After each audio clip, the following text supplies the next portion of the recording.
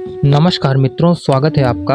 ये कृष्ण चरित्र की श्रृंखला आज हम पुनः से जो है इसको कंटिन्यू करते हुए पिछले जो वृंदावन गमन था श्री कृष्ण का, उस पर चर्चा की थी। आज हम कंस वध पर चर्चा करेंगे कि आखिर भगवान कृष्ण ने कंस का वध कैसे किया और क्या कारण थे इनके पीछे, जो कि सही रूप में कथा में उद्धृत किए गए और जिनको वास्तविकता में होना चाहिए। आइए शुरू करते हैं। वृंदावन की लीलाएं समाप्त हुई। इसके पश्चात कृष्ण मथुरा गए और वहां उन्होंने अत्याचारी कंस को मारकर उनके पिता उग्रसेन, जो कि राजगद्दी के सही अधिकारी थे, उनको अभिषिक्त किया। धर्मराज्य स्थापना के जिस उद्देश्य को कृष्ण ने अपने भावी जीवन में पूर्ण किया, उसका प्रारंभ कंस वध से ही होता है।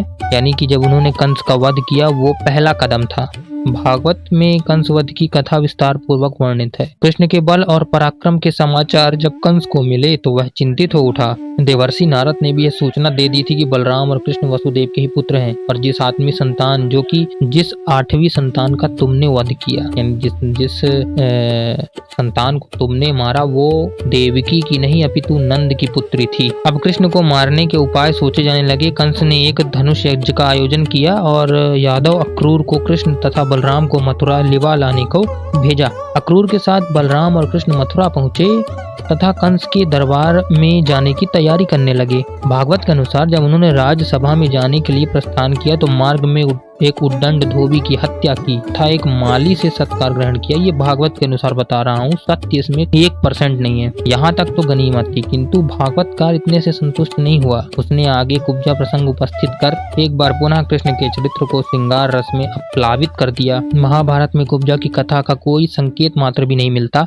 विष्णु पुराण में यह कथा आई तो है, परंतु भागवत की भांति उसका अतिरंजित विस्तार नहीं है। भागवत में लिखा है कि राज दरबार के मार्ग से कंस की दासी कुब्जा ने राम तथा कृष्ण को चंदन तथा अंगराग भेंट किया। राम का अर्थ बलराम। इस सत्कार से पुरस्कार रूप में कृष्ण ने कुब्जा के वकांग को सीधा कर दिया और उसकी कुरूपता दूर कर उसे सुंदर युवती बना दिया। कुब्जा ने जब स्वगृह पधार कर उसे कृतकृत्य करने की प्रार्थना की तो कृष्ण ने कहा कि कार्य पूरा कर वे अवश्य उसके घर आएंगे। यहाँ भागवत में प्रयुक्त वचन हमारे मन में नानाविध शंकाओं को जन्म देते हैं। भागवत में लिखा है, जब बलराम जी के सामने ही कुब्जा को इस प्रकार प्रार्थना की तो श्री कृष्ण ने हंसते हुए उससे कहा, सुंदरी, मैं तुम्हारे घर आऊंगा क्योंकि संसारी लोग तुम्हारे जैसे के घर जाना अपनी मानसिक व्याधि मिटाने का साधन समझते हैं, किंतु पहले मुझे अपना काम तो कर लेने दो, ठीक है।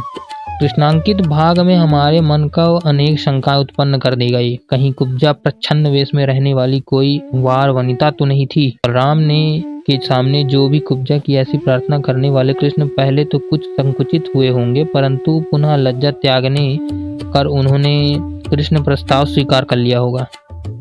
संसारी लोग का कुब्जा के घर जाकर मानसिक व्याधि मिटाने का क्या अर्थ है? कृष्ण ने अपनी प्रतिज्ञा पूरी की, कंसवध के कार्य को पूरा किया और कुब्जा के निवास पर पहुंचे, ऐसा पुराणकार लिखते हैं।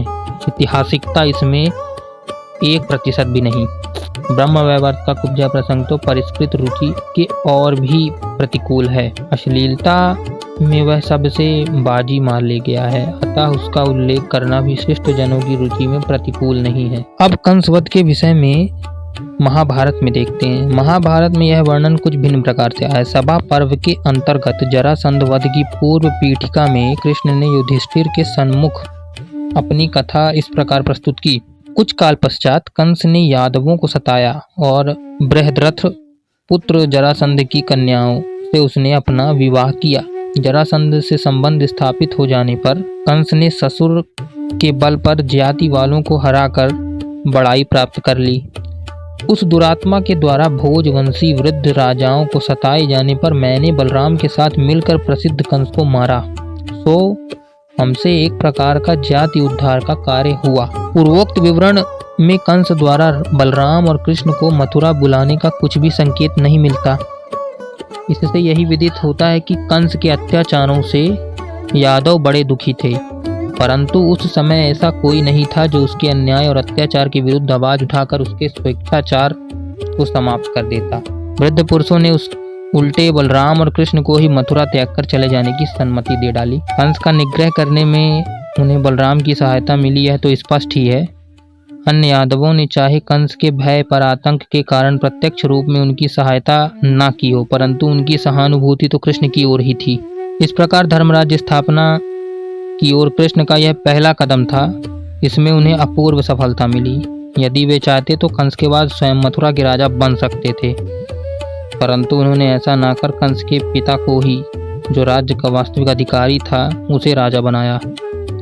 यह कार्य उनकी उदारता, न्यायप्रियता और धर्म के प्रति अगाध निष्ठा का सूचक है। कृष्ण के लिए धर्म ही प्रधान वस्तु थी, यह बंकिम का कथन है। और स्वामी दयानंद के अनुसार उन्होंने जन्म से मरण पर्यंत कुछ भी अधर्म का काम नहीं किया था। धर्म संस्थापन की प्रतिज्ञा उन्होंने इसलिए की थी, और ये उनकी यह हार्दिक अभिलाषा भी थी कि इस प्रयोजन की पूर्ति के लिए वे पुनः पुनः धराधाम पर जन्म धारण करें। तो ये उदार चरित्र श्री कृष्ण के जीवन शैली को बतलाता है और सत्य असत्य के बीच पर इस पर्दे को दूर भी करता है। साफ साफ सारी चीज़ें आपके समक्ष हैं। धन्यवाद। मिलते हैं अगले वीडियो में, जहां हम शिक्षा और अध्यापन कार्य को जानेंगे। उन्होंने अपना अध्ययन किस तरह से पूर्ण किया, कहाँ गए, कैसे किया और कितने दिनों में किया, ये जानने वाली बात है। धन्यवाद।